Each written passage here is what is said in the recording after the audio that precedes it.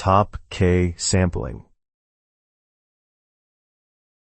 Top K sampling is a decoding method where a language model only considers the K most likely next tokens and randomly picks one from that smaller set. You can think of it like asking the model to shortlist its top K word candidates, then roll a weighted die only among those favorites instead of every possible word.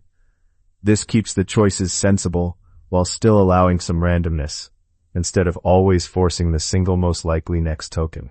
For example, when a large language model writes the next word in the sentence, it might compute probabilities for thousands of tokens, keep only the top 40, and then sample one according to their normalized probabilities.